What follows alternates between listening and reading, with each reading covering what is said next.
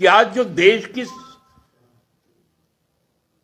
जो लोकतांत्रिक संस्थाएं हैं, संवैधानिक संस्थाएं हैं,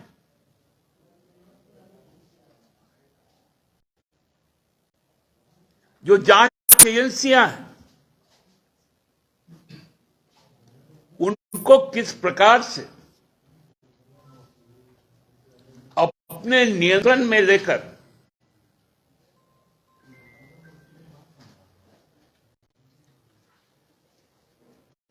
अपने राजनीतिक विरोधियों को परेशान करने का काम करो। हम लोगों ने इसी भावना से 1932 का खतियान और उस पर नियोजन और 27% आरक्षण को अपने वादा अनुरूप देने का काम किया।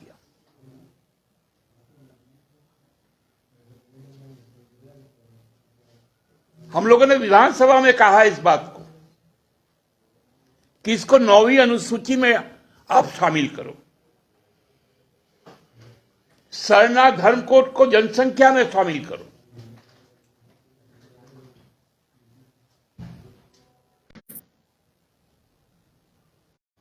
आज का एक फैसला आया, बहुत जोर नाचा करता था यहां का आजसू और भाजपा कि स्थानीय निकाय में ओबीसी आरक्षण क्यों नहीं। हालांकि इस पर सुप्रीम कोर्ट की रोक पहले ही आ चुकी थी, लेकिन भाजपा की जो उत्तर प्रदेश की सरकार है, उन्होंने स्थानीय निकाय पर ओबीसी आरक्षण देने का काम किया, जिसको आज ही इलाहाबाद उच्च न्यायालय जो उत्तर प्रदेश का है उसको खारिज करने का काम किया। अब भारतीय जनता पार्टी बताए कि योगी सरकार पिछड़ों का आरक्षण के लिए क्या करने जा रही है। हम लोगों ने इसीलिए इस आरक्षण को 9वीं अनुसूची के तहत डालने की बात कही है, ताकि इसको संवैधानिक कवच मिल जाए। भाजपा द्वारा जो ठगने की काम की जाती है,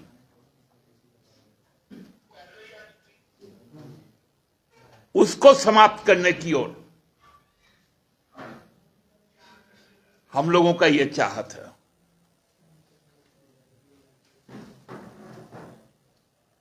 रामगढ़ का उपचुनाव भी होना है और कल ही से हम देख रहे हैं गाछे कटहर घोपे तेल, भाजपा राजसुख का पिछले बार लगभग 28,000 मतों से हम लोगों ने उस सीट को जीतने का काम किया। मेरा भारतीय जनता पार्टी और राजसुख से बहुत विनम्र निवेदन है, यदि 3 साल के बाद यदि यह निर्वाचन होने जाएगा तो कृपया इस निर्वाचन में आप लोग अपने तरफ से माननीय पूर्व मुख्यमंत्री रघुवर जी को उम्मीदवार बनाइए रामगढ़ से, और रामगढ़ के लोगों को मौका दीजिए कि 56,000 वोट से भारतीय जनता पार्टी को एक लोकतांत्रिक तमाचा मिले, क्योंकि इनका 56 पे बहुत विश्वास है। पिछले बार 28,000 के लगभग का लीड था। इस बार हम लोग चाहते हैं, क्योंकि फिर वही टेप चलाएगा। एक तरफ से टेप का बटन दबाएंगे बाबूलाल जी, एक तरफ से भोपू पकड़ेंगे रघुवर जी, सरकार गिर जाएगी चुनाव के बाद। तो भाई चुनाव आप ही लड़ लीजिए ना, रघुवर जी,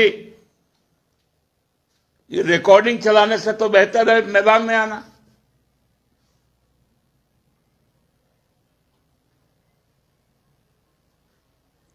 हम लोगों को पता है हमारा संघर्ष, हमारा लोगों के साथ में कमिटमेंट। हम उस कमिटमेंट के साथ 3 साल भी पूरा कर रहे हैं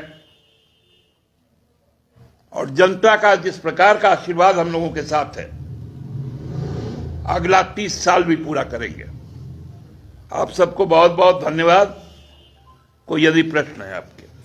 दादा, इन 3 सालों में जो जेएमएम का अपना चुनावी संकल्प पत्र था, उसके आसपास आप लोग कितना कर पाएंगे?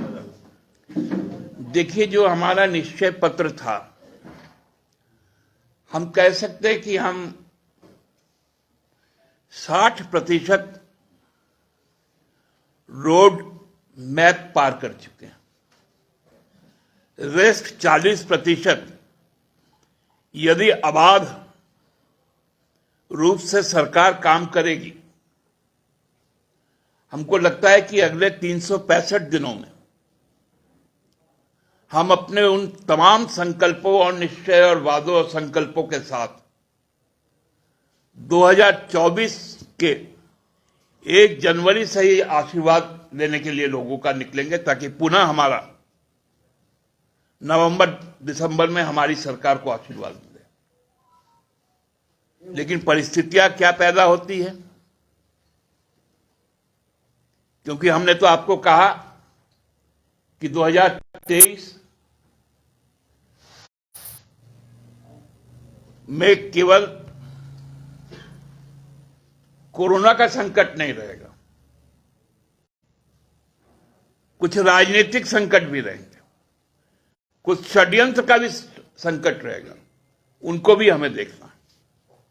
मतलब मान के चल रहे हैं कि 2023 में कुछ इस तरह का षड्यंत्र कंफर्म होना ही होना है। आप देखे होंगे, हम लोगों ने तो 20 से ही कहना शुरू किया था, और पिछले 6 माह का आप लोग एक्टिविटी देखी हुए है। हमने तो 20 में भी आप लोगों से बात की थी। दादा, एक चीज पूछना है कि आप बोले अभी कि 30,000 जॉब मिला है, और विधानसभा में जो प्रश्न का उत्तर आया उसमें 300 साढ़े 300 के आसपास 357 तो आपको जेपीएससी का मिला। कई प्रमोशंस हुए। 30,000 सरकारी नौकरी दिए हैं आप लोग। सरकारी नौकरी मिला। जो भी आप 60% गिना रहे हैं कि 60% काम कर लिए हैं, चुनावी 5 लाख नौकरी देने का वायदा था, 60% 30,000 होता है कि ज्यादा होता है? आपने रोड मैप के बारे में पूछा था। रोड मैप में तो नौकरी भी था ना। जी हाँ, वो नौकरी के लिए जब हम आगे बढ़े तो किस प्रकार से बिहार और यूपी का संकट सामने आया, ये भी तो हम लोगों ने देखा। 1 साल में जब आप पूरा कर लीजिएगा रोड मैप, तो आगे जो है जनता के बीच कौन सा मुद्दा लेकर जाइएगा? फिर जो आप मुद्दा कहेंगे, जनता जो की जो अपेक्षा होगी उस मुद्दे के साथ जाएंगे।